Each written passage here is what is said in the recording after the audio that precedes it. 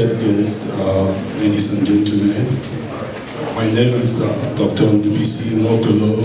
I'm the lead research and policy lead for Nextier SPD, one of the companies in the Nextier family focusing on security and conflict. I'm pleased to welcome you to the second, which should be our second anniversary for this program, and this is the 25th section of the Nextier Power Dialogue. Permit me to begin by thanking all of you for your unflinching support, the support you've shown to all our programs so far. Every one of you deserve to be singled out and be acknowledged. We cannot fail to mention in particular the support and partnership we've enjoyed from MacArthur Foundation, German International Corporation GIZ, Federal Ministry of Power, Works and Housing, Eric Ball Foundation, Nigerian Electricity Regulatory Commission, Transition Company of Nigeria, Nigerian Bulk Electricity Trading Company, Niger Delta Power Holding Company, Rural Electrification Agency, Nigeria Electricity Management Service Agency, Electricity Distribution Companies, Power Generation Companies, Renewable Energy Association of Nigeria, and the scores of leaders in the power sector. All of you have obliged us with your time to participate in this dialogue, both as panelists, both as moderators and participants. Your contribution to this dialogue is unparalleled. Tonight, the dialogue seeks to focus on the needs to address customer-related challenges in the Nigerian electricity supply industry. And again, it will seek to develop strategy to build the gap between the electricity consumers and the rest of the value chain. To a considerable extent, this disconnect has impeded the growth of Nigerian power sector, especially in the area of revenue collection and service delivery. Participants in this discussion include power sector players, energy practitioners, government officials, and potential investors in the power sector. Taking us through the rest of the event is the moderator, Patrick Okiwo Dito. Patrick is the founder and principal partner at Nextier, where he creates the firm strategy and oversees the activities of the firm. As you all know, Nextier has interest in the area of power generation, has interest in the area of governance delivery, has interest in the area of security and conflict issues, and as well, we're into strategic communication. I won't be wasting much of your time. I'll be inviting Patrick to the podium. Ladies and gentlemen, good evening, and welcome to the 25th session of Nextier Power Dialogue. When we started this program 2 years ago, we hope to achieve 3 broad objectives. One is to create a forum for exchange of ideas on how to fix the challenges in the sector. 2, to create a platform for advocacy. And 3, to create an opportunity for business networking, which we hope you've already started doing. Today's event, over the next 2 hours, will seek to understand what customers need from the electricity sector. Someone can just probably shout out that what we need is improved power supply, and we can all go home. But it's a bit more complicated than that.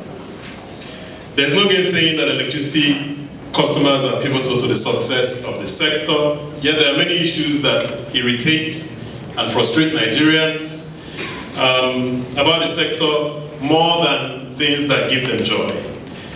This August 2018 session of Nextier Power Dialogue seeks to understand customer needs and to agree on the outline of pragmatic solutions to close the gap or the disconnect between customers and the sector. We'll discuss challenges with the power sector. We'll question whether customer perspective of power as a social good or as a business impacts service delivery. We'll seek to explain customer rights and also customer responsibilities to the sector. We'll clarify the channels of redress open to customers and how they can expect their issues to be resolved. And finally, whether there are channels for advocacy to protect the rights of customers, especially for a government that seems to respond to pressure from social media. Today we have 4 excellent panelists, and we'll kick off the discussion by exploring today's topic from 4 perspectives, complementing perspectives. The first topic, or the first opening remark, would be around the power of the electricity consumer. That's if he has one. 2 would be what Nigeria's electricity customers are saying and what the data says. 3 would be a topic on the importance of electricity customer education. And 4 would be on strategic communications between customers and the rest of the value chain. Without further ado, ladies and gentlemen, permit me to introduce and invite the panelists. As I invite them or introduce them, they will walk up to the stage. Chief Tommy Akin Bogun is the chairman of Network for Electricity Customers Advocacy of Nigeria, NECAN. NECAN is positioned as one of the mouthpieces for electricity consumers in Nigeria. He's also the managing director of Hotel Rosebud Group, and in recent past served as president of the Rotary Club of Nigeria and president of the Federation of Tourism Associations of Nigeria.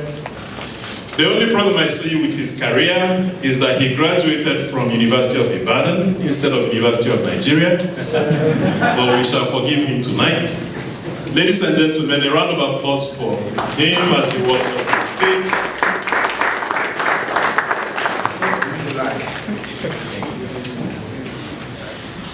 And after the round of introductions, he'll be invited to speak on the power of the electricity consumer. Isaac Anyogu is an award-winning business journalist who reports on energy, environment, and sustainable issues for Business Day Media, which is one of the most authoritative business daily in Nigeria. In a prior life, he worked for a management consulting firm before switching to business journalism. He's written important stories on the power sector, which examine contracts in the Nigerian electricity market, liquidity gaps, areas that regulation will need strengthening, and policy deficiency in the sector. Earlier this year, he won the prestigious City Journalist Excellence Award for 2018. Last year, he won the 2017 PricewaterhouseCoopers Media Excellence Award. He emerged the first runner-up in the 2018 Sanlam Financial Journalism Award for African Business Journalists that held in South Africa. Ladies and gentlemen, please a round of applause for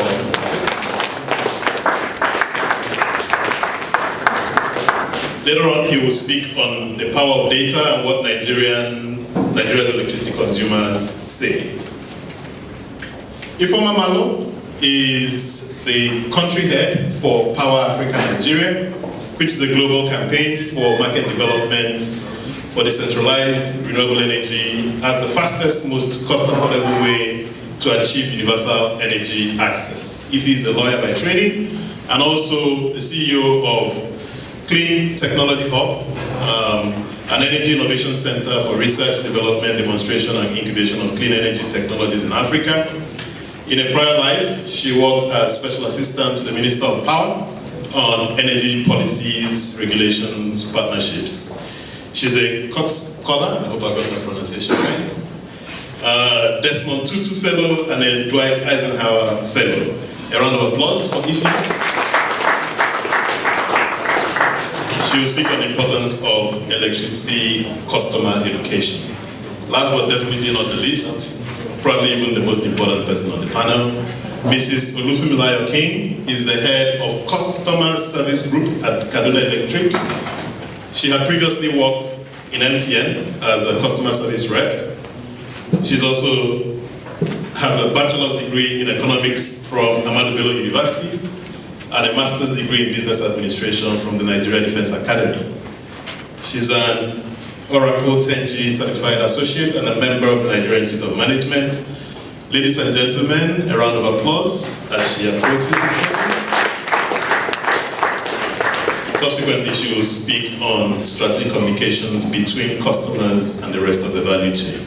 Without further ado, I'd like to invite Chief Akimbogun to make his opening remarks on the power of the electricity consumer.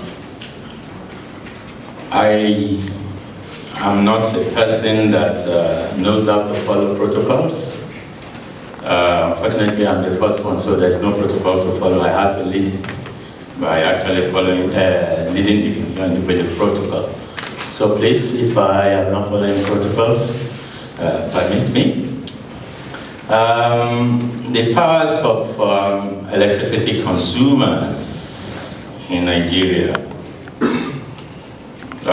When I was given this topic, I thought it was the wrong topic, in that my own belief is that the consumers in Nigeria, even though by law and everything we do have power, but the power has been eroded. I will start by, I'd rather go and tell us a little bit about what is going on, and hopefully we'll be able to solve some of the problems why the powers of Nigerian electricity consumers has been eroded. I will read a little public notice on electricity customers' rights, obligation released sometime by NEC, because I have only 4 minutes. As the electricity user, the power that we have by the law is that it's your right to electricity service and accurate electricity meter and billing. That is, we have the right to electricity. All new electricity connections must be done strictly on the basis of metering before connection. That's part of the law. I'm not the one saying it. There is no that is, no new customer should be connected without a meter first being installed. Is that what we are having? I don't think so. Customers who elect to procure meters under the CAPME scheme must be metered within 60 days. That's the law. And failure in which the electricity consumer will neither be billed nor disconnected by the electricity distribution company. It is your right as to transparent electricity billing. That is, unmetered customers should be issued electricity bills strictly based on the Commission's estimated billing methodology. We found that this is not being applied in most cases. It is your right also to contest any electricity bill, that is, any unmetered customer who disputes his bill, his or her bill, estimated bill, has the right not to pay the disputed bill, but to pay only the last undisputed bill. As the contested bill goes through the dispute resolution process of NEC. Is that what we are having? These are the powers that we, the customers, have. Why is this not happening anymore? It's also the right of the customer to be notified ahead of disconnection of electricity, disconnection of electricity service by the electricity distribution companies serving you. Is this what we are having? No, it's far from it. fact, most of the time, most of the discos still believe they are working as NEPA, that is NEPA. That's the government of officials who don't need to make profit. Whether they like it or not, their salary is guaranteed. But unfortunately, the discos are businessmen like you and I, and they are supposed to, well, what a businessman does is to beg his customer to consume his good. And this is not what we are having. That is part of the powers of the customers being eroded. It's also not the responsibility of the electricity consumer to buy, replace, or repair electricity transformers, poles, and related equipment. We still do have many communities who are forced to buy meters, transformers, and yet they are disconnected because the discos feel possibly in that area, the revenue from that area is not going to be as good as they wish. All complaints on the electricity supply and billing issues are supposed to be sent to the business unit of electricity companies that serve your premises. And if you're not happy, there's a NEC forum which you can report to. These are the powers that we have. But permit me to say a little bit that as customers, it is our responsibility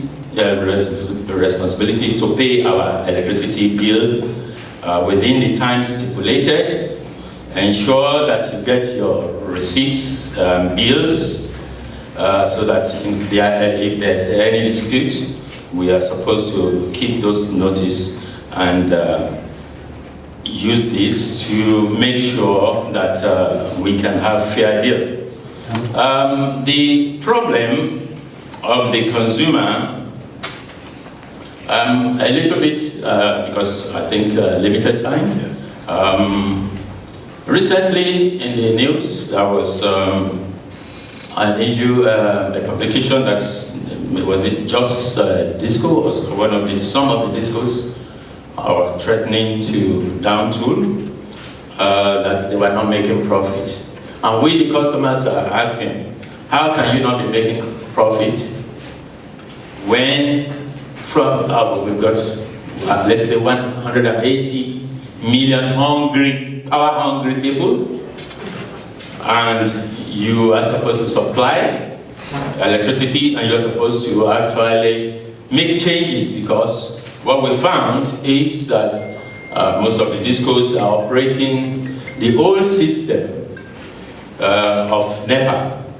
There have been cases from customers that even the areas of some offices of some discos are not even labeled. There's no signboard that will let you know that this is an office of a particular disco, and yet in the building, you still go there, you will get authentic, you will pay, and you get authentic. So we are not sure whether the revenue from such centers get to be reported as revenue from customer, because part of the disco's complaint is that they are not getting enough revenue. But we also have reports from the public that the prepaid, most of the prepaid customers, who are the majority, you cannot pay with your POS.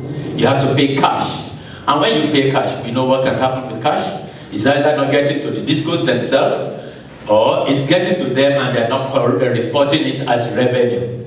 And we also know what the estimated that we have possibly about 40% of consumers of electricity being metered, despite the fact that metering is supposed to have been done in the first 2 years. Yet each time the public complain about this, what happens? NEC changes the multi-year, the MITOs are changed. That is the rule of operation. Rather than punish the discos, but we find a situation whereby the rules are being used to the detriment of the public.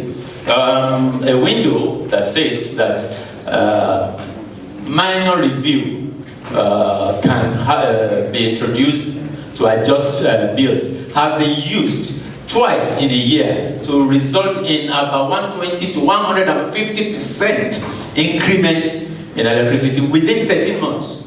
Because NEC is quite smart, they're quite smart. They did it not in 12 months, but did it in 13 months. The records are there. So what we're saying is, rather than the customer being protected by the laws of the state, the customer is shortchanged. We have communities that are disconnected, not because everybody refused to pay, but because some people refuse to pay and you disconnect the whole community. These are illegal activities. The public, everybody, we are all part of the public. And then, unfortunately for us, the discos and the gencos, they are very intelligent, they are very well read, they are more educated about power than us, and we have no voice. Most of the time when you have a community gathering to resolve the issue, most of the complaints of the customers are not actually what is recorded.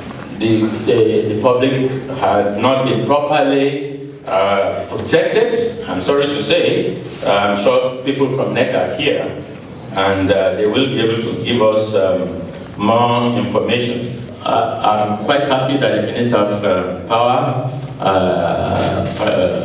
did say that anyone who is not happy, they know what to do, rather than go to the media to say we want to down tool.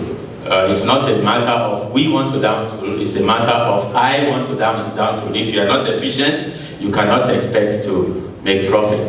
I will just conclude that unfortunately the Nigerian consumer has been shortchanged, and that's why you find that most people are very, very unhappy. And a situation whereby, as of now, from what we gather, we are lucky election is coming, and that's why there has not been another tariff increment. While we all complaining that it's too expensive, they are saying it's too cheap. And election is coming, they're just possibly waiting. And they want to introduce a system whereby it's going to be multi-month, not a situation of multi-year, where we are done once a year. It's likely to be a producer of products in Nigeria will not know what the cost will be for next month.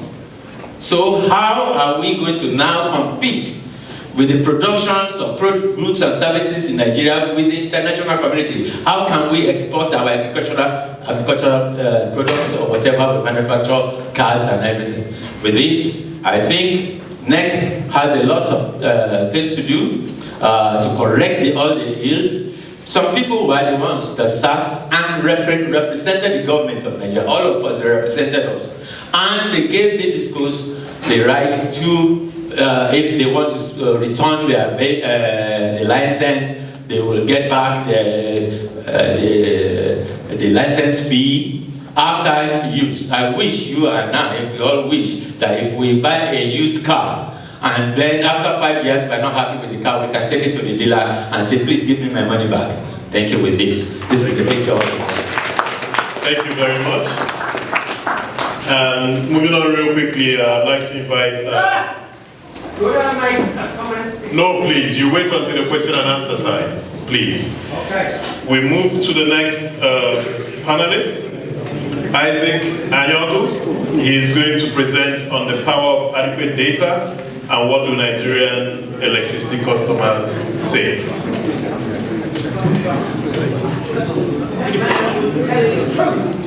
So, Chief Akimbo has made my job easier. He said what the customers say.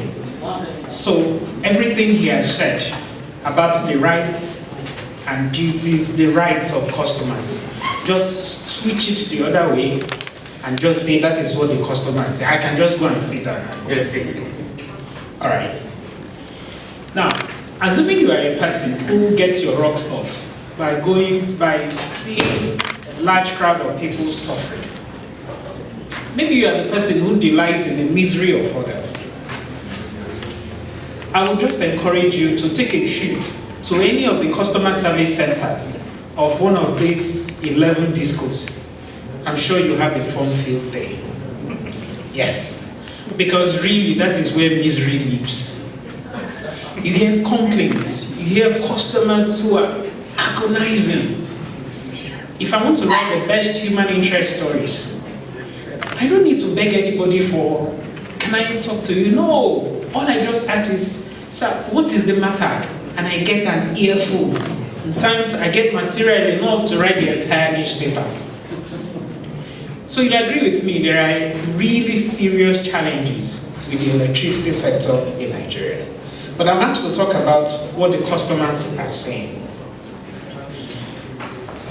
But it would be wrong to assume that everything the customers are saying, that they actually mean it, that is what they actually want.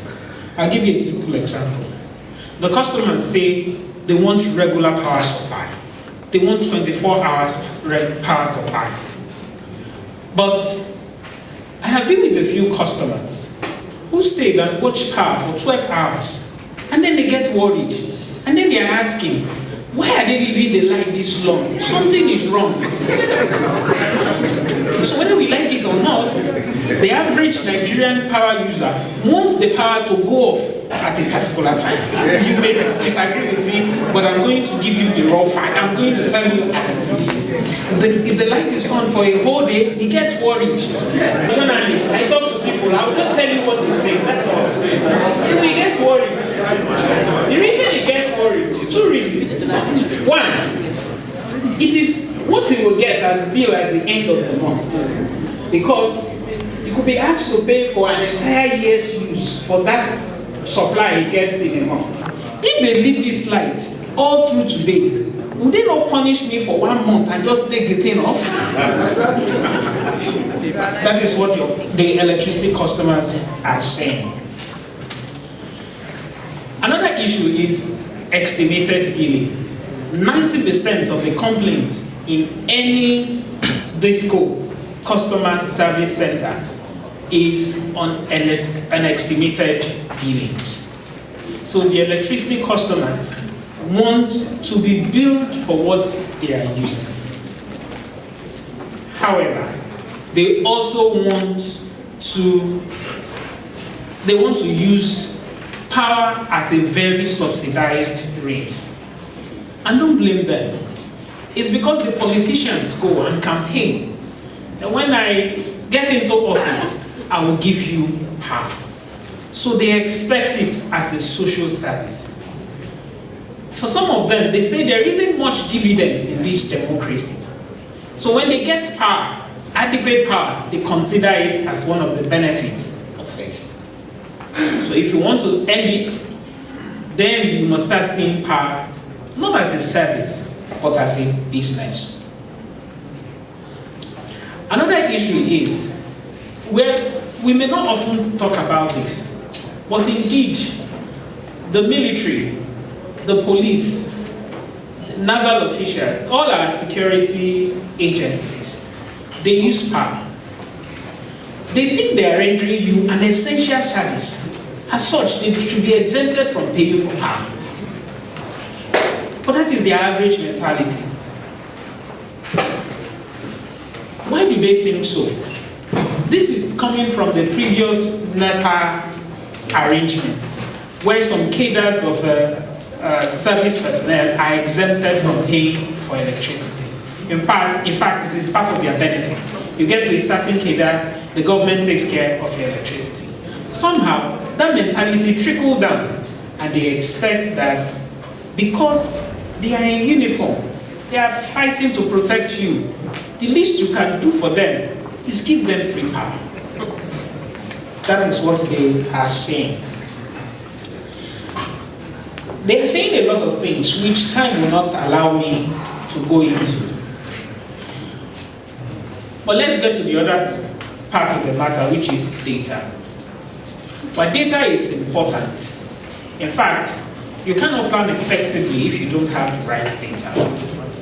Unfortunately, this is a sector where the data is not in the hands of the regulators. the regulators depend on the operators to get data. So you have a situation whereby the discos don't even know the number of customers they have. So you cannot meter people effectively if you don't even know how much or how many people are on your network. This is a critical issue. So to really sort out the power market, to make it work effectively, you must start with data. You must develop a system where everyone who is using power knows he has an obligation, he has a responsibility.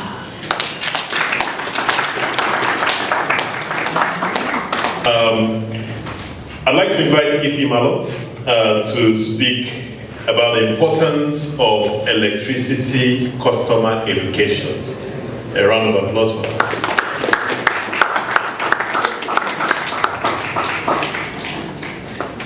Okay. Welcome. I just wanted to start by telling Patrick that I also went to UI. So when you're knocking UI, you better be careful there. So I'm being asked to speak on the importance of electricity consumer education.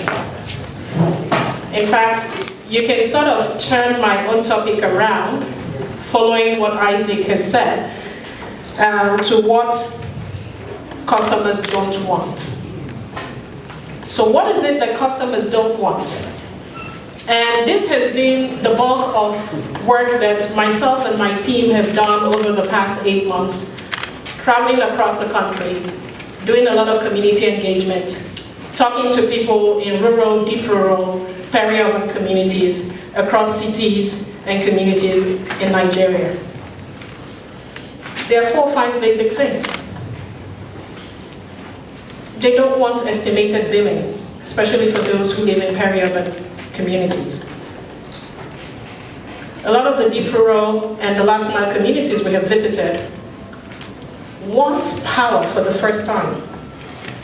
We often tell the stories about communities that we have visited where we had to climb up camels to get to those communities. So there are no, yes, they exist in Nigeria. There are no roads, there are no bridges. You'll have to climb on an animal.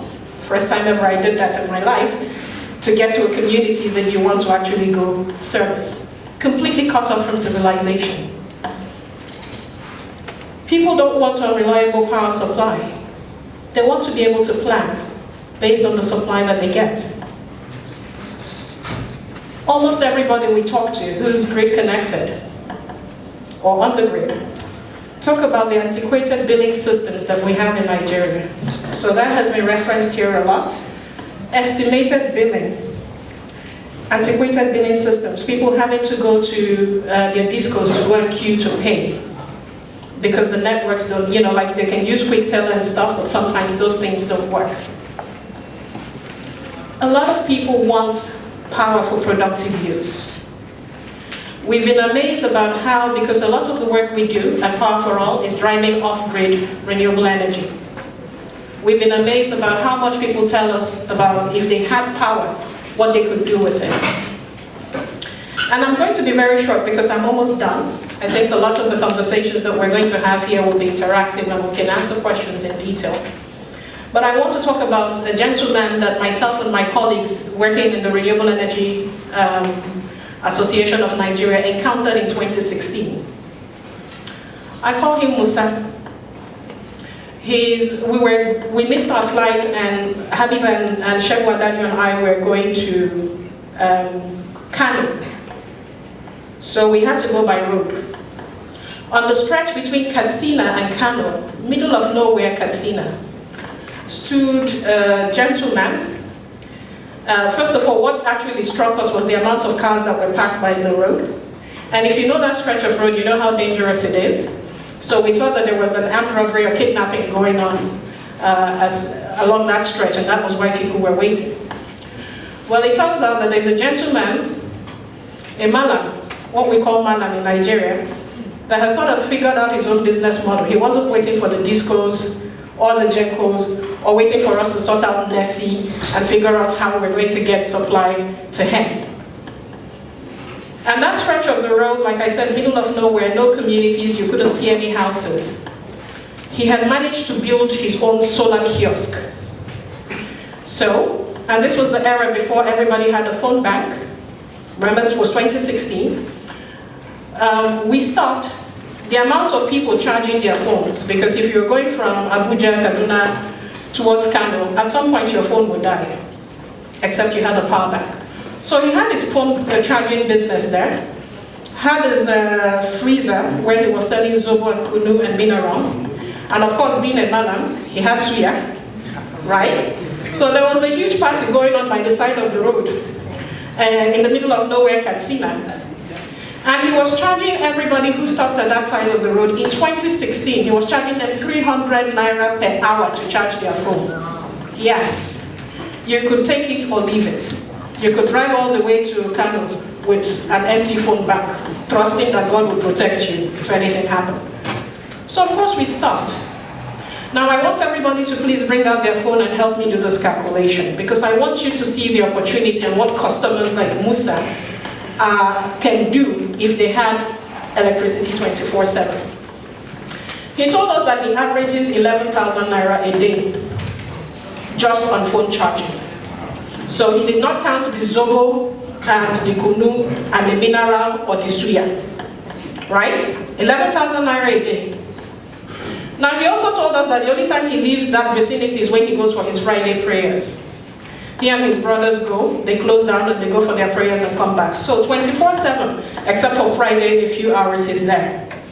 So let's do the average. 11,000 naira a day times 7 days comes to how much? Okay, can we multiply that by a week? Is that what it is? By a month?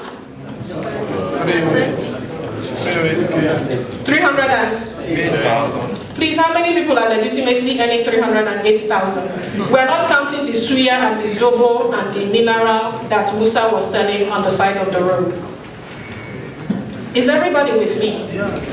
This was in 2016. The man is still there if you're doubting. If you want to travel all the way from Abuja to Kano by road, please do it. You will encounter him. I think other people have learned his business model, so you see other people across that stretch of the road. But this is the promise of what can happen if people had electricity. Are you with me? At the time we talked to Musa, he was talking about sending his children to the US to grad school. He doesn't have low aspirations at all, right? And he barely speaks a word of English. So Habiba was our translator. Shebu understands a bit of Hausa. And when we call him to find out how business is going, he tells us that business has never been better. That is Musa. And these are the sort of customers that we're hoping to serve. Now, I will tell another story, because on our way to another city, I will protect the disco this time. We, as part of the scaling on-grid energy projects that we're doing, which has us doing consumer awareness, consumer education for the electricity, specifically the off-grid electricity sector. We got to this city. We had set up in the night with a few of our banners that we traveled with, myself and my team. Incidentally, the hotel we were staying in, or we were using to do that training, was directly opposite one of the largest discos in the country. By the time we woke up in the morning, this disco, who had been invited for our program, had covered the entire hall and the entire outside arena with their banners. We were confused when we came into the hall because we didn't know if it was the same hall we were supposed to use. So an argument ensued, and when we talked to the hotel management, they said they have no clue what's happening. It was par for all that was supposed to use it. Now, speaking to the head of the disco who came for that training program, he told us that they're supposed to do consumer education programs and consumer awareness programs. So they had, when we were coming to town, and that we were going to be doing this training, and we were going to be inviting community people, they figured they could come and partner with us. They didn't tell us ahead of time, but they used their banners to, So it was a very interesting situation for us to actually ask them to reduce their banner and their presence so that people will know that we are the ones that are actually doing the program. And one of the questions I asked him was, well, why are you waiting for us? Why aren't you doing it yourself? if you feel like this is an important piece of work, to educate your consumers about what you're doing and how you're trying to improve your supply, why do you have to wait until we come into town, rent a hotel that is just next door to your office, your headquarters, to be able to do this? They have no answer for us. But so that tells you also that there's a lot of work for our Nextier, especially on the distribution end, to do, right? There seems to be some sort of, as Chief said, some sort of, I don't know the right word to use, waiting for things to happen and taking the consumer for granted. Now, I'll end with this. In terms of what consumers want, and in terms of the consumer education piece of work we do, it is very simple. Consumers are very clear about their support for clean energy in Nigeria. It is far and much more urgently becoming the most important way that we're driving energy access to everybody, to meet the number of millions of people that are unelectrified. People are not waiting. Even the discos are not waiting. A few months ago, my colleague Tinyan Ogeho, who works with Solar Nigeria and the World Bank, tweeted a picture with a disco who had solar panels on their roof. And the tagline he used was "Power pass power." So if a disco is deciding to go off-grid by powering their offices with solar panels, Nigerians are sure as hell not waiting for the grid to get to them. And that education is very important in the way that we communicate to Nigerians that they don't have to wait. That there is a solution that they can get today and now. And that solution is in decentralized renewable energy. Mainly solar, which is what a lot of the technology providers that we're working with use. The other thing is data and tying it with information. We have a lot of people doing data everywhere. And it's impacting both the back-end and consumer-facing operations for electricity providers. But a lot of consumers do not see value in their energy data. So what we're seeing is a lot of more educated people being able to calculate their own energy usage. And then the other thing is, that is important in the consumer education piece we do is peak shifting programs. People want to know how long and when they will get electricity. If they know, they can plan their life. This is where productive use comes in. Remember Musa? He has 24/7. If people know that they can get electricity for about 6 to 8 hours at a certain period of time every single day, you'll be amazed about the amount of opportunities, economic opportunities, that they will unlock for themselves without waiting for government or anybody to give them jobs. So the importance of electricity consumer education cannot be overemphasized. And you now have the millennials who are becoming more and more aware, more and more aggressive. If you're on Twitter, we call them angry children of Twitter. They hold people accountable. I see my sister from the disco smiling because they will tag you to death until you answer them. And if you don't answer them, they are vicious enough to begin to make you trend. So they're not waiting for people to actually, for NEC to actually become the interlocutor in terms of how their energy usage is being distributed. They're taking matters into their own hands. So we are hoping that as this awareness and education, especially that there, in light of the fact that there are options and that people don't have to wait, is becoming more and more the norm, we will see people across the value chain, especially the utility companies, the GENCOs, the TCM, and the DISCOs, getting on board to see how we can all work together to drive off-grid electricity and get power to everybody who needs it. Thank you. Thank you very much, Ify. Now I can get this Musa guy out of my head. So allow me to invite Mrs. Funmilayo King to speak to us about strategic communications between customers and the rest of the value chain. She heads up customer service for Kaduna Electricity. Don't hate her, she's just doing her job.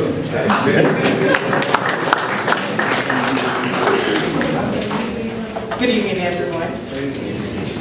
Now my sister has made me feel like I don't have anything to say, but it's okay. I'm sitting on the fence today. Just like you, I'm a customer also.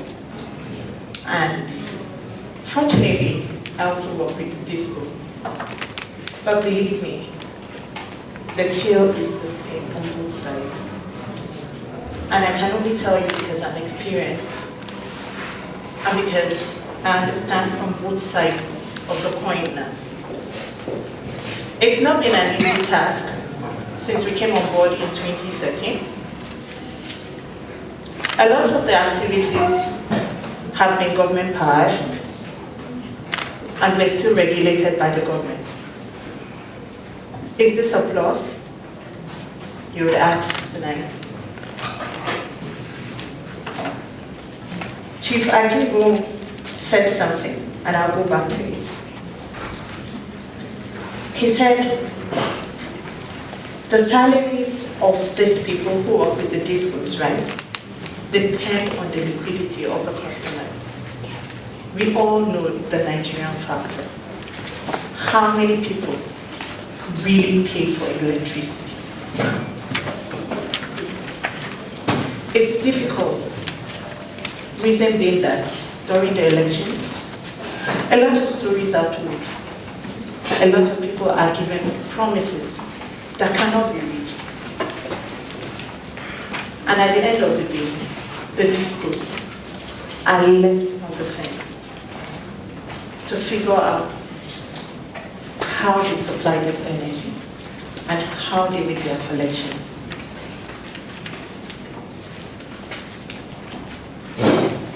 Well, I'll be speaking as a customer. I'll speak so little about the discos. The truth be told, our rights are there as customers. Our obligations are also there. How many of us truly, and yours truly, pay our bills 100%? Everyone. This is just 20% of the entire crowd that have come out to invest in this sector. They are out also to make profits, which most of them, I bet Mr. Jelly and my partner from the other disco, my sister disco actually, Kano, would tell you, we don't break even. But you have a right to redress. You have a right to complain. It's your obligation, and I must emphasize this, to communicate with the discos. It's important you speak to them. Should you have a problem, please air it out. Should you be displeasured, please air it out. Have your rights been trampled on, please air it out. Until we do this, we can't hold the discos to a high standard. Recent, just like she said, like the former said, a lot has been going on social media. The aggressive youths are there. They've been doing it, but not in the right channel. You have a right to walk into the disco when you're displeasured, to demand an explanation as to why your bills are high, or why you are made to be on estimated billing when you ought to have a meter. You also have a right to request that the discos provide you with supply 24/7. Please, 12 hours of supply is not what you need. 24 hours of supply is what the discos are looking up to. But then, the liquidity lies in your hand. Until you, as the final consumer, consume and pay, the discos do not have money. And then looking at the status of most of the discos, who would want to invest? Please ask yourself again. Whilst we're thinking of that, I want to also buttress this fact that should you need to seek redress, you kindly walk to the disco, You lay a complaint either in writing, an email, or through the social media, like we have today. Once that is done, and the DISCO goes into investigations, and you're not satisfied, please, you can walk to the forum. Today, it's not a secret. You can walk into any of the forum offices, and if after a hearing or your complaint merits a hearing, you're not satisfied, you could also seek for an appeal. Please, your rights are not trampled on. Don't feel left out. The social media might be doing a lot, but we also have a role to play.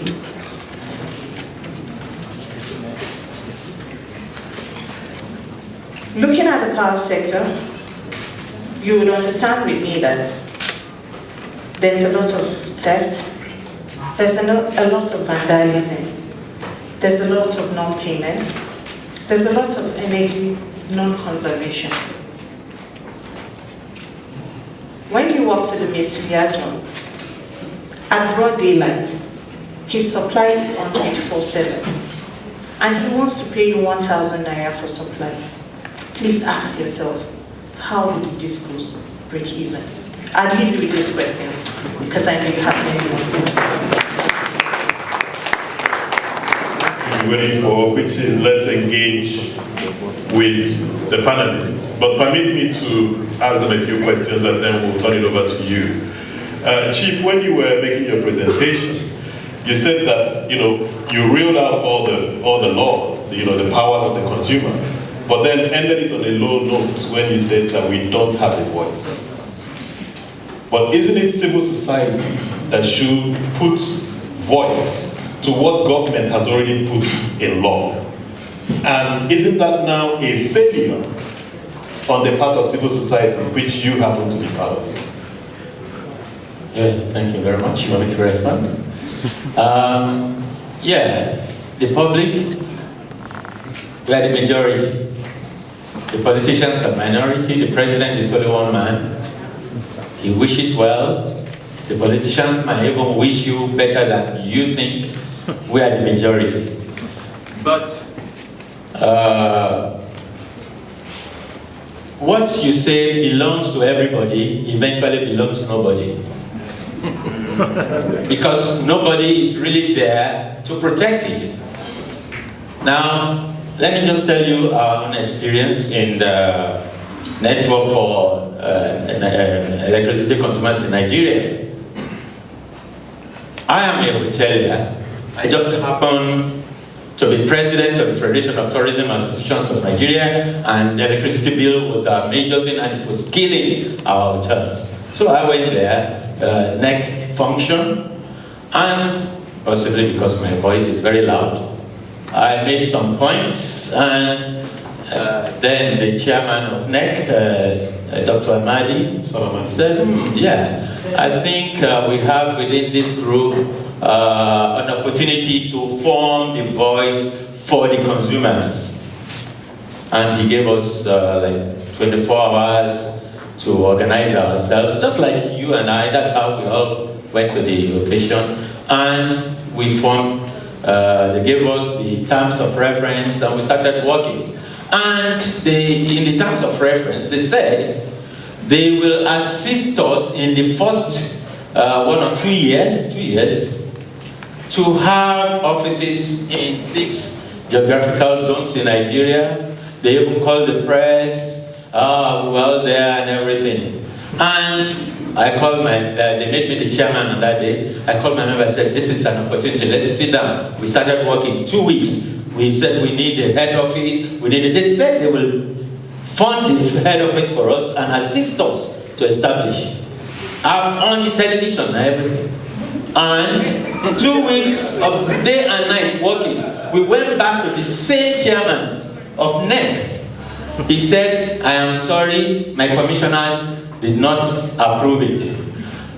The thing is, it was a very lovely paper, terms of reference of what we should do, how we can, the public can have a voice.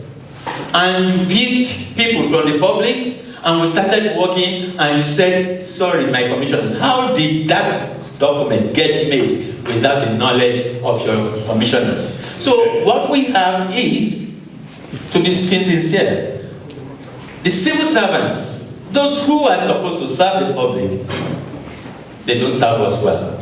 I'm sorry to say, now there are many civil servants here. The thing is, the sale and the purchase of the discourse, there are rules. There are yardsticks that is normal in business that's been done. But what we found is that the rules are not protecting the public. Yeah, we understand that bit. The challenge for me, because I've also seen, those powers of the consumer. The challenge is, how do we action those powers? Because it says everything. It couldn't be any better. The people who drafted it had the interest of Nigerians at heart. Yeah. But no one has been able to action it, and I think that's probably a good place to segue to media, to say that, except maybe if you're in this room or you're interested in these types of things, you probably do not know the powers you have. What is stopping the media from educating Nigerians on these real powers they have? Okay. It's always very interesting when questions like this are posed to the media. You almost assume we are like one very powerful, invincible. We are not journalists, we are reporters. We just write what you say. It's basically what we do. I like to have that sense of humility and not think we are there to save the world. One Premium Times journalist is in jail, and we expect the civil society to rally up and so that's the media. Alright, but let's get to the real issue, what you ask. You see, the media is a business, so the media has its own priorities. I mean, is it the media's job to educate you about the rights? Not really the media's job. The media's job is to report in the public interest. Yes, you can include that as part of the basket, but then it has to fall into what they term as their priority. Imagine in a country where you have these millions of issues, and you want us to pick just power. Not like say power is not important, it's important. But what I'm trying to say in effect is this. The media will report what is being done. The media will write about, yes, there is a law, or there is this act that says you have these rights of consumers. The media will write it as a report, write it as a story. It is not the media's job to go and enforce it. That job belongs to other people. So, who? Like who? Yes. Let's start. Like you. Your organization is an advocacy group. So you also have a role. The civil society have a role. NEC has the primary responsibility to enforce those things in those laws. Why? NEC is the regulator. So it is NEC's job to enforce it. My job is to hold them accountable if they fail to do so. And the only thing I can write is to write newspaper columns and articles about it. Okay. If I was a Nigerian sitting on that side listening to what we're saying, I'll probably pack up my things and escape to Ghana. Yeah? Because CSO did not get support from NEC, so cannot do anything. Media, Premium Times is in jail, so they cannot do anything. NEC promised to fund CSO, did not do anything. Who will speak for Nigerians? He turned and said it's Patrick. But if you've gone around Nigeria, you've gone to different very remote places, in your engagement with Nigerians, is there a sense that if Nigerians were better educated on what their powers are, that there's a way to solve this collective action problem where Nigerians can in some way, shape or form organize to action what's already been put in law? The second question, which you can tag on the back of that is, and that is before we go to disco, did you get a sense that if Nigerians were convinced that power supply would increase, that they would pay higher tariffs? So there are two questions in there. Let me start with the last question.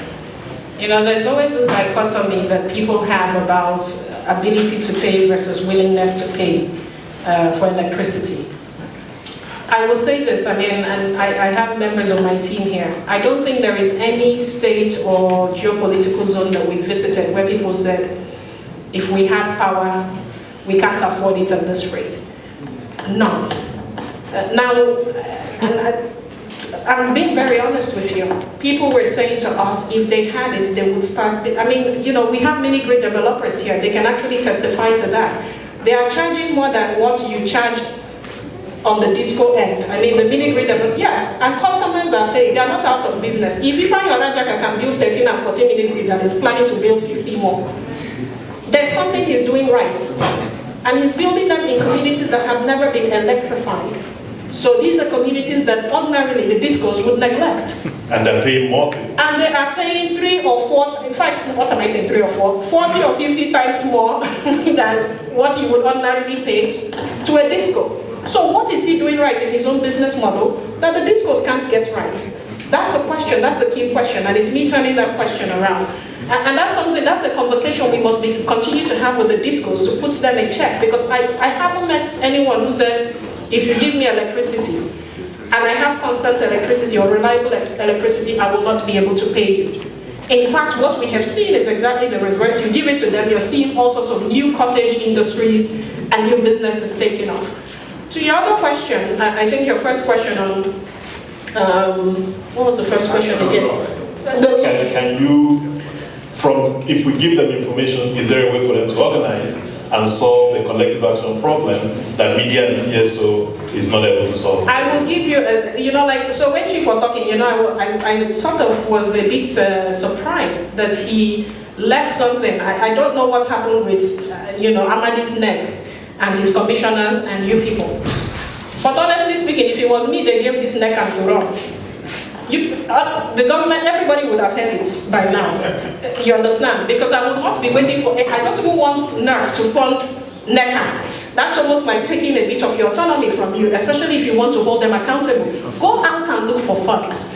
Go to the donors, right? Or even go to ANED, the discos, and say, okay, we're doing this sort of work. Can you put a bit of money into consumer awareness? Because all the discos have a consumer awareness part.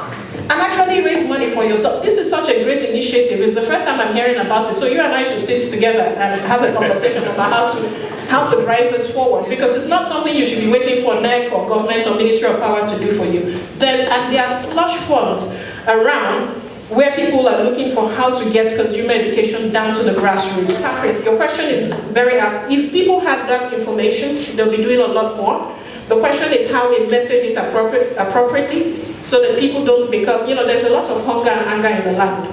So we are all about responsible messaging so that people don't feel like this right gives them a right to destruction or a right to actually act irresponsibly. I think that's something we need to take on board, because I hear the discourse clearly when they talk about some of the threats to their assets, the threats to their lives, and the properties that they obviously have. So we don't want Nigerians acting out, you know, irrationally because they feel like they have those rights. We have to figure out ways to message appropriately. Excellent. And the last question will come to the disco, although she wants tonight for us to see her as a customer, but we refuse.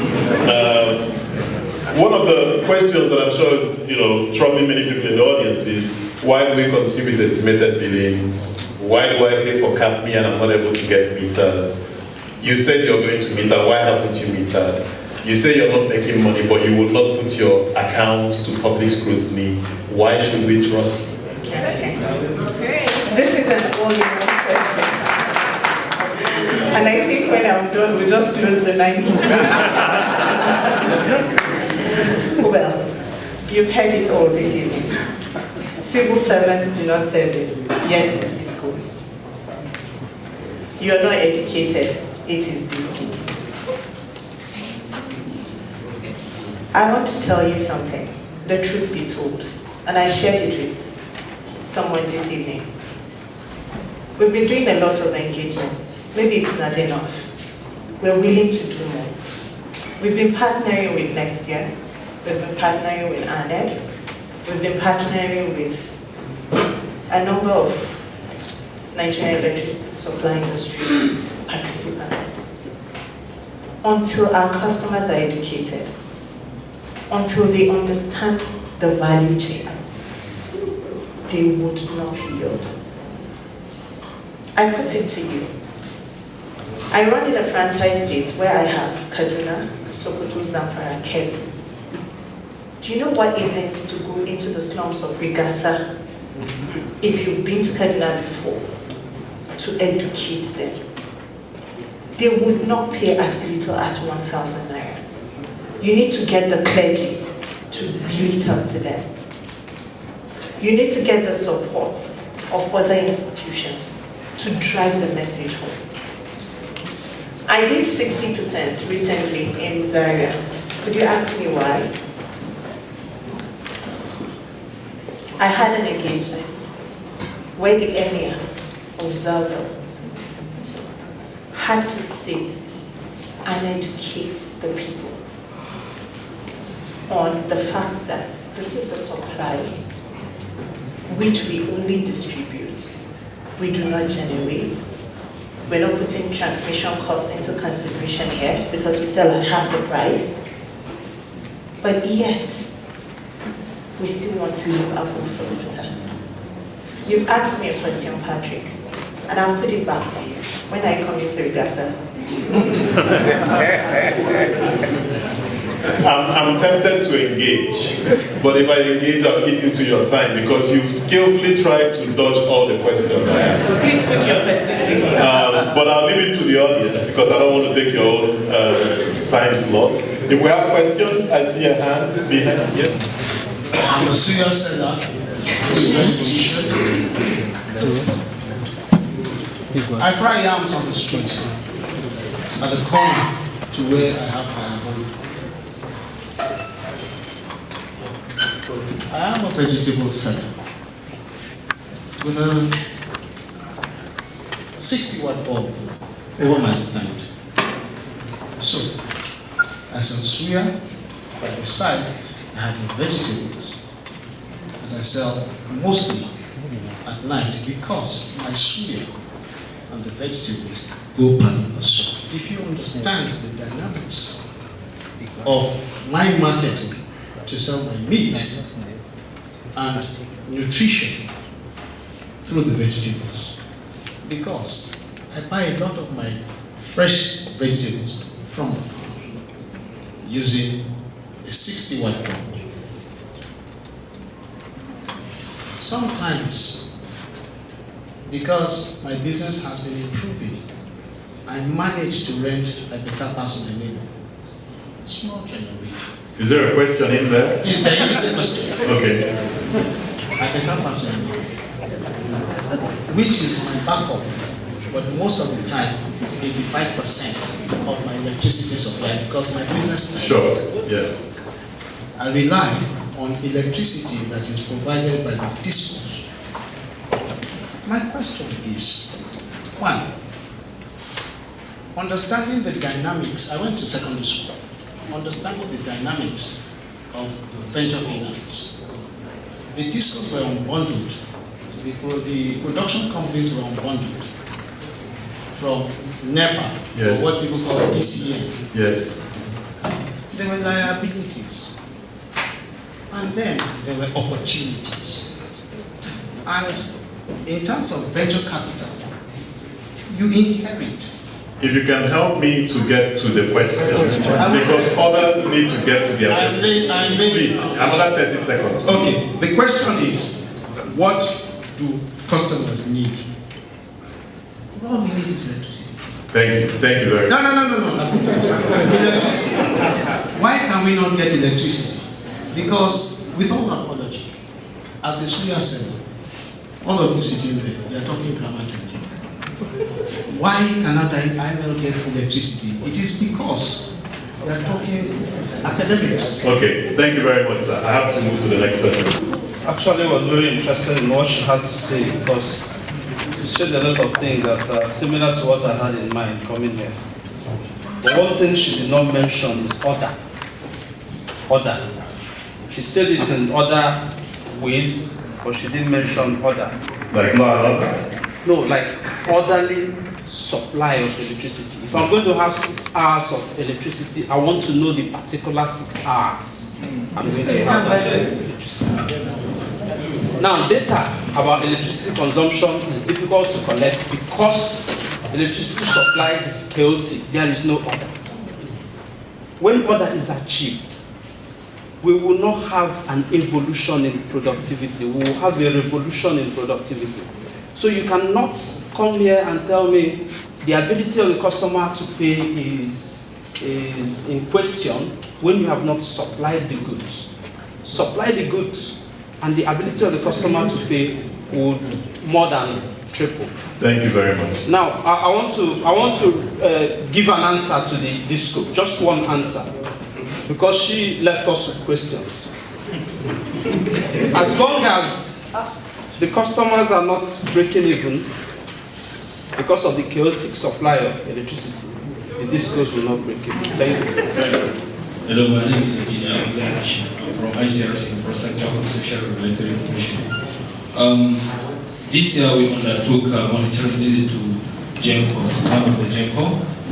They call it, I think, Kainji GENCO. I think in Kainji they have about 8 units of turbines, but they are using only 4 units. They are using only 4 units. And one of their complaints was that they made mention that they will generate electricity, but there was an office called NCC. They will just call them and say, please revamp back the power, because we don't have the capacity. Can you imagine? In Nigeria. So they said what they invested heavily, and they are private sectors. So they need to what? To get their return. Yes. So you see, now what is the problem now? They are mentioning that discos are not helping matters because they are not paying. So what they normally do is that they direct their power to the neighboring countries or mega industries who are really eager to utilize it. So I have a question, Ogachi. You made mention about issue of I think I jotted it down here. Issue of the right of the customers with respect to the time with which people really attack or go and repair their damaged electricity companies. But what is the turnaround time with which this course will come and repair any electricity company if we don't have the right to really, replenish it or something like that? Then secondly, lastly, if there is a disclosure platform, I don't think people will really have to complain. Really, as you made mention, if somebody didn't do his work right, then there is no way you will make a return in the investment. So we really need a disclosure platform where each detailed component of questions or complaints are really explained. Nigerian consumers are ready to pay 40 times what Disco is charging under different conditions. So my sympathy is with the poor Discos. Sympathy because we Nigerian consumers have 40 years of frustration and anger against the electricity company, which in our minds is still NEPA, and in our minds today, Disco is NEPA. So it's a whole industry, it's a value chain, but we pick on the one we see, which is Disco, and we do not look at the dysfunctionality of the whole industry. And I think talking about consumer education is not just a question of knowing what your rights are under the Act. Your rights under the Act are important. But what's even more important is to understand what needs to happen for the industry to function as an industry with all the parts of the value chain working. I think that's the larger question before us. Thank you very much. I've received quite a lot from Chief all the way to, Madam Disco. But the critical element and what we want to, talk about here today is that we're talking about, one, a product. And if you're talking about a product, for those, I was with Manufacturers Association of Nigeria yesterday. And if you want to have a product delivered to you, at first and foremost, the quality, the reliability, the customer service, the value for money attribute, you have to pay correctly. So, electricity, for information, is probably one of the most expensive products in the world. It is 1 megawatt, as at the last time I checked, to $1 million US. So it is important that if the right information is passed through, and this is the right forum from where we have to start doing that. I'm glad about the data wheeled out by the media person and how he effectively evaded some of those questions you threw at him, Mr. Patrick. The discos are the tail end of the value chain. Generation, transmission, distribution, that's it. They are the supermarket of the product. So what they do is they take a product and they sell. Whether they've been doing it well or not is a different thing. But we have quite a lot of things. I would like to come, and talk about really the issues of today, which is, the customer and what he needs. My chief here, good evening, sir. We called him at that time, gave a mandate, because as the regulator, we are saddled with the responsibility for ensuring a sector that exists and a customer that is satisfied. And we looked at the sector, as at that time, even up till now, the operators are well off. They have information, they have power, they have everything like NEPA used to have. And we felt it is necessary, since an ANEC can come out from the cooperation and collaboration of the discos, equally, a NECAN can come out from what, Madam here mentioned, the collaboration of customers, big customers first, and then the general customers. So they too can articulate positions, just like whenever we want to come out with a rule, for instance, a tariff review, they can have a consumer voice that would bring submissions and deal with. So it's not that we abandoned you, sir. We did not abandon you. We're actually working with you. We attend all of your functions. We help you. We stay with you. But so what it is critical that we say this. Education is critical to information that is sent out. Thank you. So okay, sir. The customer is fully protected, I can assure you. We have enough rules, and the discos, they know. There are some of them are here. They know when they come where they should be spoken to. Nobody plays with them. And we deal with them, we sanction them. We don't have to come and say everything. With respect to numbers, you mentioned numbers. There is a customer enumeration project going on presently. 2 days ago or last week, I went to Abuja to school launching a 220,000 meter rollout. So these are the things that from the backside, until we get it correctly done and people are enjoying maybe 12 hours from a starting point and being given the right kind of pricing for your electricity, we will learn to switch off bulbs of this nature, and you will not use it because you know that if you don't switch that thing off, your meter will continue running and you will have to pay. So we really apologize for, to Nigerians, but I can assure you something is being done by all the key critical stakeholders. Thank you very much. The moderator said, who is going to action the law? Our challenge is not the DISCO, it's not the TCN, it's not the GENCO, it's the consumer. Now, we remove the consumer from the value chain. What do consumers need? I can tell you, consumer needs energy. Are they ready to pay? I can tell you they are ready to pay. How do I know? I have a power purchase agreement in Lagos for 56 naira per kilowatt hour. How can Disco survive? Outsource your distribution feeders. And Ikeja Electric has given consent to us to operate 2 feeders in Lagos. Now, the communities are ready to pay 56 naira per kilowatt hour. But how are they going to pay? They must have a meter.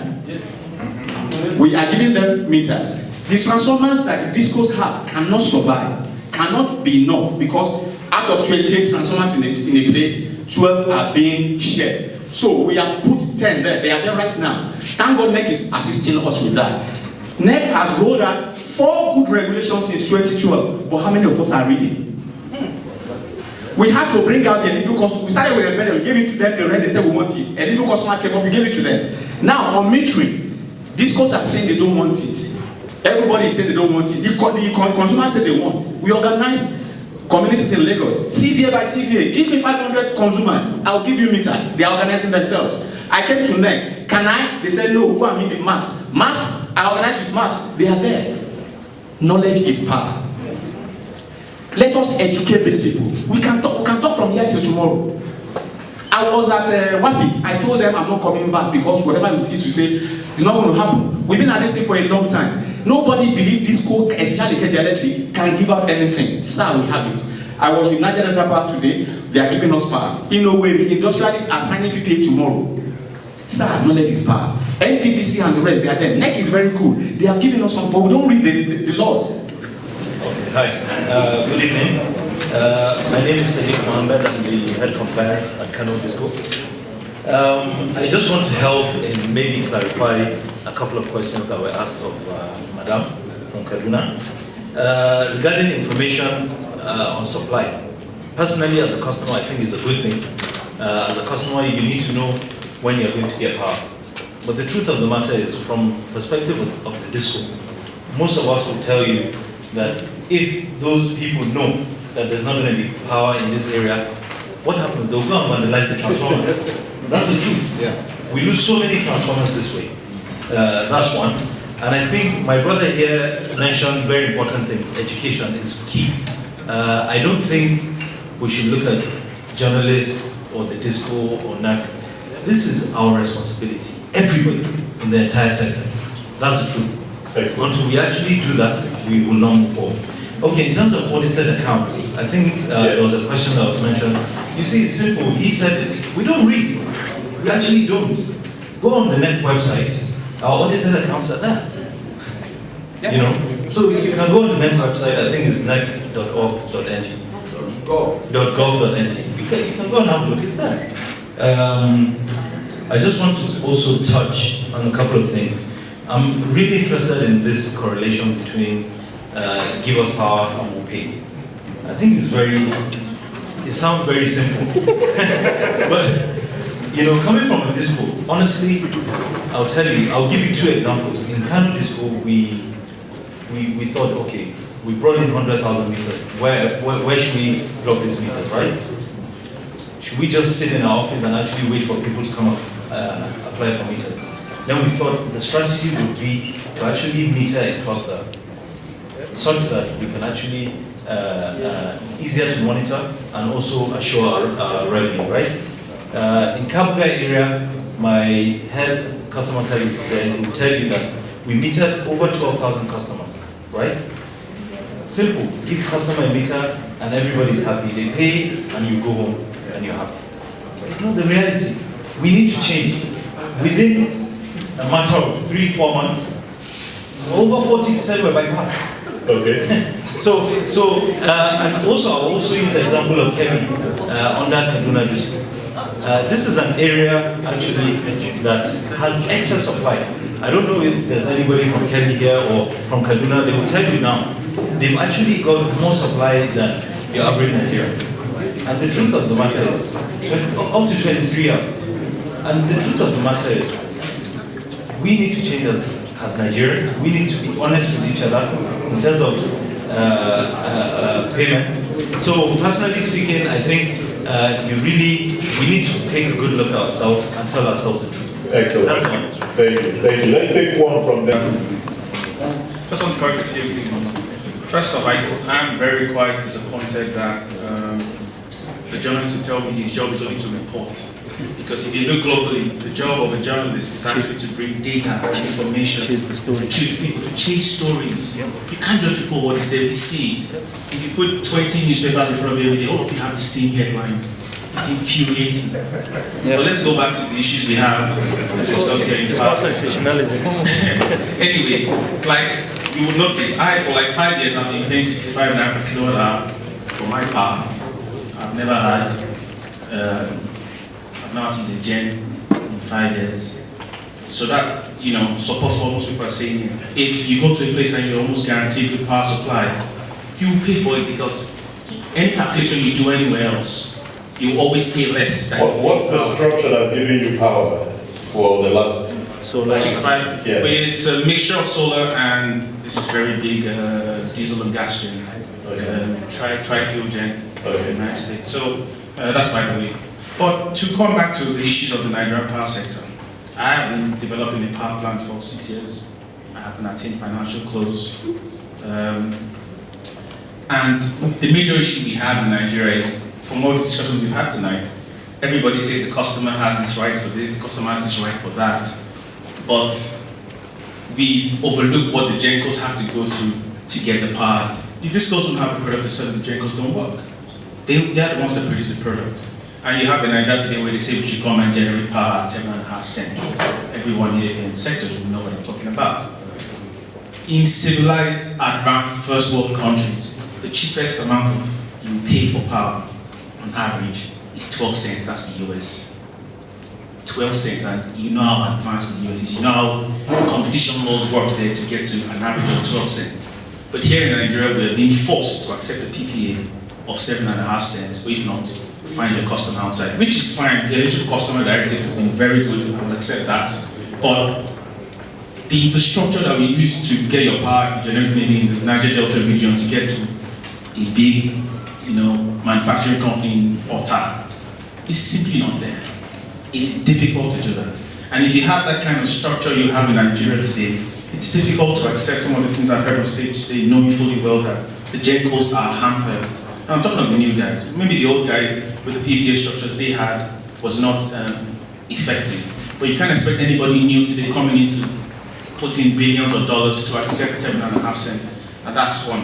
And two, for the customers themselves, I think we need to get to a point also where, apart from the education, they need to actually understand exactly what they're going into. I was fortunate to be in a meeting with one of the topic in power last week. I found out something, I don't know if any of the listeners know, that's going on in Yola. I found it interesting. They look at their customer base. I made a complaint to him that I was in a meeting in an estate somewhere, and the disco came and said they only had 600 customers in that region. And we did a survey by ourselves, and we found 5,000 people being supplied by that same disco, but they were only willing to meet at 600. So basically 600 were paying the overall estimate for 5,000. And they tried to fix that issue with a test run. Let me just explain, I'm sorry, I'll end it with what's going on in Yola. They sent people to go to these areas like, okay, there are like 10,000 people here. The wires are scattered, you can't even find the customers. You go, and everywhere there's a wire going into a building, collect 1,500 naira. And when you bring your total collection to us as an agent, we'll pay you X amount of money. And the collections for Yola Disco have gone through the roof in the last 2-3 months. And so it's going to come out. I'm sure it'll be out in the news, or hopefully in the next couple of weeks or months. And if that goes on in all the discos in Nigeria, I'm expecting, your Kanos, your Ikeja, your Lagos or Eko or whatever, to have their general revenues go up, which would counter the issues that we are facing due to the lack of meters and other issues. Thank you very much. One of his sites outside Niger, in the rural communities where they're paying multiples. If you can talk to us about this issue around willingness to pay, availability of power, etc., using some of the questions. We are the biggest mini-grid developers in the West African region. So I think one of the fundamental issues that one of the fundamental root causes to where we currently are as a country in the electricity industry is, using an analogy, a certain amount of load is meant to be carried by an animal. The load was aggregated, but nobody took time to ascertain the health level and the ability of the animal to actually carry that load. So, in the process of the whole privatization, nobody took the consumer, who is going to fund every other part of the value chain, into serious consideration, because that is critical to every other part of the value chain being effective. So, from our own perspective, before we do anything, we start with the consumers. We do several levels of advocacy, engagement, because, like if you are some of the who are on the panel have rightly said, in our own scenario, we've even had a situation when during the USD capital flight period when we had to increase tariffs, but we did that by engaging with the consumers, letting them understand the reasons why we needed to do that. And like they say, as long as the service is reliable, they can get the service, they can plan around the service, they will always be willing, because they don't know how to also work around their own unit economics to actually get back this cost. And one thing I also want to say is, metering is very critical. In our own case, we are serving a cumulative of about 5,200 households across 7 states in Nigeria today, and every single client has a meter, and not just a meter, a very sophisticated meter that has a landing cost of close to about 85 USD, and that has helped to build a very high level of transparency and accountability, so people actually get to pay for what they use. And I advise the disclosure also to look for innovative ways to actually, because Nigerians, the brunt most consumers are bearing now the disclosures because they feel they are being overgorged, they are being asked to pay for what they do not consume. And nobody, even Alhaji Dangote, who is the big, richest person in Africa today, won't be happy to do that if he's in that circumstance. Sure. Then, lastly, to end my contribution this evening, one of the critical things that has also been very instrumental to our success in our journey in the military space also has been around working in close proximity with everybody in the value chain. Significant level of transparency. If things go wrong, let people know. And in most cases, interestingly, the brightness of ideas will come from circles that you don't even expect. So transparency and consumer education is very critical. Thank you. Thank you. Thank you for that contribution. Because we're kind of running out of time, we've got about 15 minutes to take comments from the panel. I'll start with Chief. Are there some of the questions you want to respond to, or any other comments? Swimming. Questions directed especially to me, apart from that we can do better for revenue drive. Yes, we are still open to ideas. Then the issue of the discos not selling, I'll use the opportunity because some of the discos, someone over there did say that they changed the strategy. I think most of the discos are using the old strategy, which of course isn't going to help them. I think somebody said something about power rejection. Yes, we did hear that power is being rejected by some certain discos. But The reason for that, I think maybe the disco lady here will be able to tell us why. Nobody, I was expecting a question concerning transmission. Somebody said something about transmission. From what I gathered, I don't know whether it's changed. While the whole network, the GENCOs and the DISCOs are privatized, but the transmission line is still in the hands of the government. We hope the others are also doing the same. Maybe AEDC is doing something too. But what we are saying is that NEC has to be very, very careful not to increase, because my sister here did say that Nigerians are willing to pay maybe 40 times more, 50 times more. And some people are actually comparing what we should pay in dollars. Remember that the minimum wage in Nigeria is 18,000 naira. With 18,000 naira, that's how much in dollar is that. And so we have ability to pay, and also then let us have the measuring tools in place, remove fixed charges, estimated bills, and then also let the DISCOs have the tools that will make them to display the true income, and then NEC will be able to say whether they are actually making profit or not. Thank you very much, Ife. Minute and a half. Yes, so I'll be very brief. So our research, there were several comments more than questions in the room. Let me say that we are not just being academic here, because I certainly have taken a lot of take-home points that we would work on in our organization. For instance, we're actually going to be looking at how to work with the gentleman over there who has talked about how the DISCO should outsource distribution feeders. We also took in a lot of the comments around energy efficiency and how to do a lot more advocacy on that.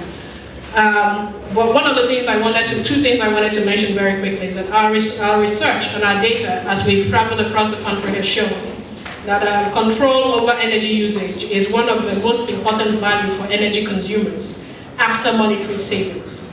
So people calculate their savings, and then they want to also know how much their true cost of electricity is. So we take on board all of the comments around people, the DISCOs, or everybody actually across the value chain being more transparent. And ending that on the note of being very transparent, I hope people know I exaggerated the 40%. Before people think, that Ifeanyi is charging 40% more than the DISCOs, and the DISCOs are thinking that that's what they 40 times. 40 times, because then they will go out of business and blame Ife. So I just wanted to say that I was exaggerating quite a bit on that. So I hope people didn't take me very literally when I made that comment. But this has been very, very useful for me in terms of the feedback and the comments that have come in. Thank you very much. I'm moving to Isaac.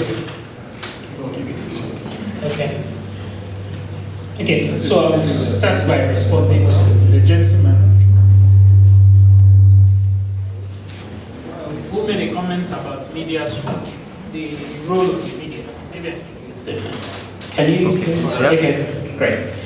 So everything done in this room, except we're tweeting or putting it through Facebook, it stays in this room essentially. So that is what the media does. It amplifies the voice. And that is really the best use of the media, to amplify the voice.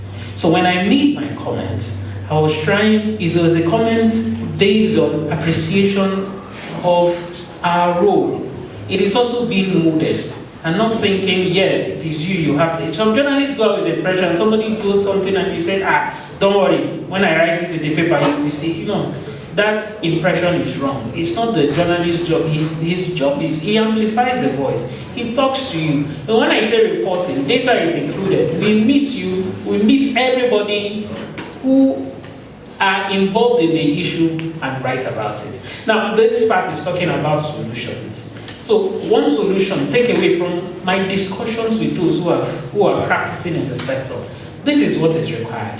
We need an efficient market. See, if you have a situation where the energy you are selling is priced below the cost of production, there is no way the sector will work. The assumptions that feed into tariff has changed.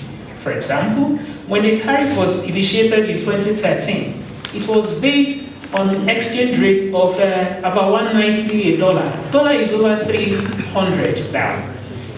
The inflation was also about 6%, but a single digit. Now it's over 14%.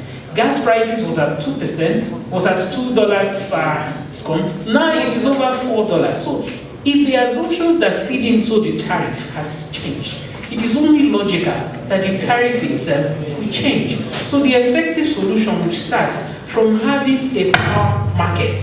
The market must be made to work.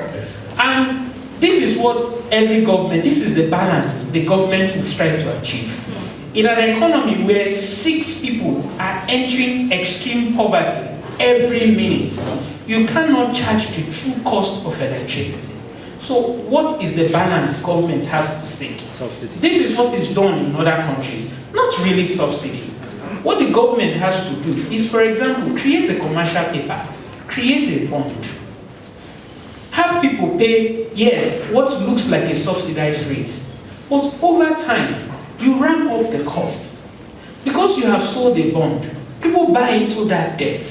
In 5 years' time, you raise the tariff progressively, and people will be able to pay. These are solutions that have worked in other countries. So what do you achieve by that? You don't get the discos out of business. Yes, it's easy to blame the discos, but we did analysis of their financials a few months ago and discovered that the discos are virtually technically insolvent. They are all going out of, the margins are too small to sustain the business. The average customer is not paying. And the average customer has a lot of defenses, has a lot of things he can charge as excuse. Now we'll talk about willingness to pay. If you're using generator, you are using it at 60 naira per kilowatt hour. And then you want to pay electricity at 20 naira, it does not work. So we must strike that balance. And this is really what the government should actually do. Create a system whereby you will have what will look like subsidy, and over time, you raise the money, you don't destroy the market, you don't send the operators out of business. Gradually, you manage the system and everybody grows. I think that is one solution. And this solution is not my own brilliant idea. Oh no, it is by talking to players in the sector who know more than me. Because the certificate I have is in what? Communications, not in power. I don't know anything. Thank you very much. And we were just about to make you Minister of Power.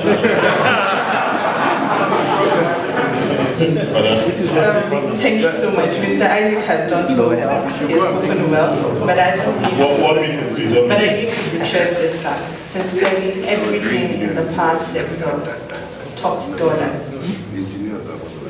From the gas to the wheeling cost, everything talks in dollars. Sincerely, the discos are not making it. They're not breaking even. But that's not to say we're moving out of business. There are take-homes from here. And also I would want to speak to the vegetable seller.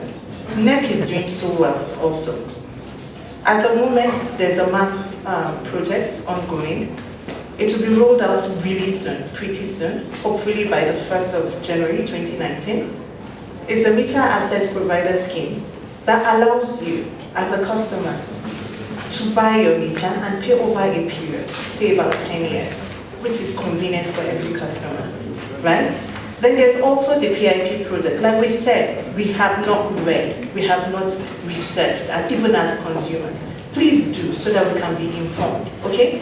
The PIP project is a performance improvement plan, which NEC has brought up to help the discos, because they understand the pains of the discos. I didn't want to go into the question when Mr. Patrick asked, but this is my sucker punch.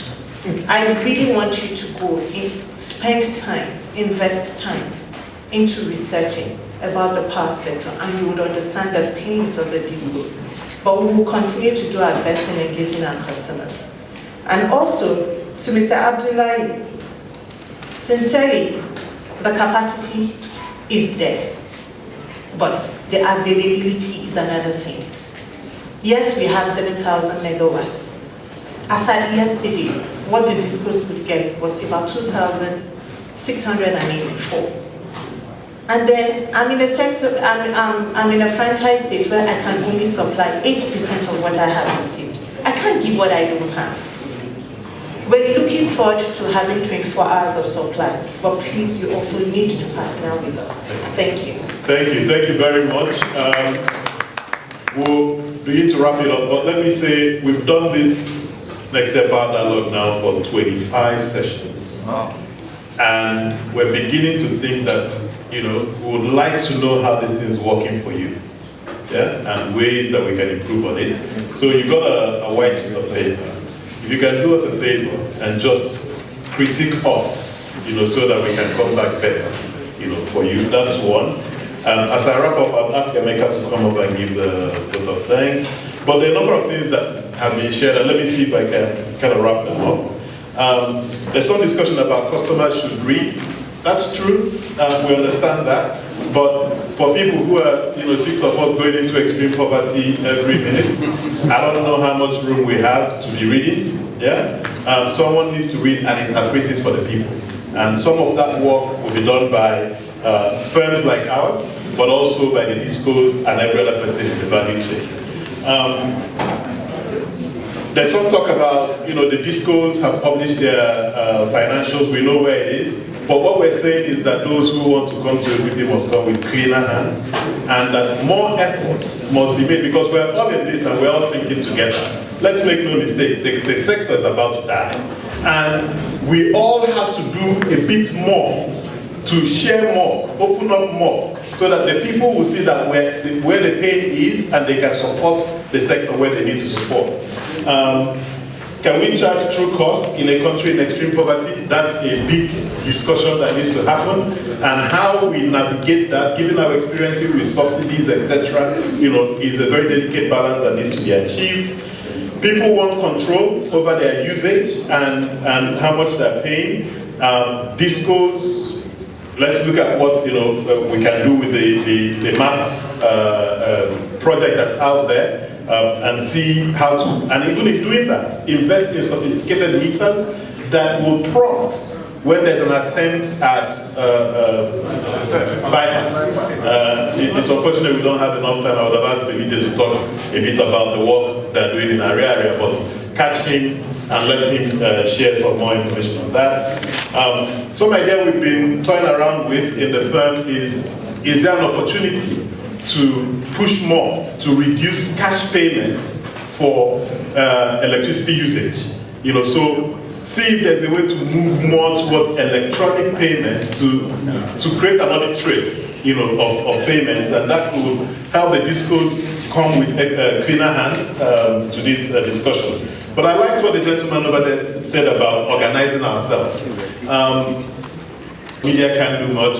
It's up to us now to help ourselves. And the more we can do to organize, maybe there's some solution there. And some of the innovative ideas he shared, I'll ask Emeka to make sure we get to know him more and see if we can document some of the ideas and share with the sector. With that, I invite you to please a round of applause for the panelists. 30 seconds I can do it in 10. So thank you everyone for coming, especially our panelists who took time out to come. I especially want to thank Ms. King from Carolina Disco. It's very hard for Disco to be here while we all berate them. We also want to thank the guests who are here as well, especially the ones who've been coming year and month after month. You have surveys, please fill them out. It'll help us guide us on what to talk through next. We also want to thank the hotel for hosting us for our monthly dialogues. With that note, I'll go ahead and wrap up. Thank you and have a good night. Thank you.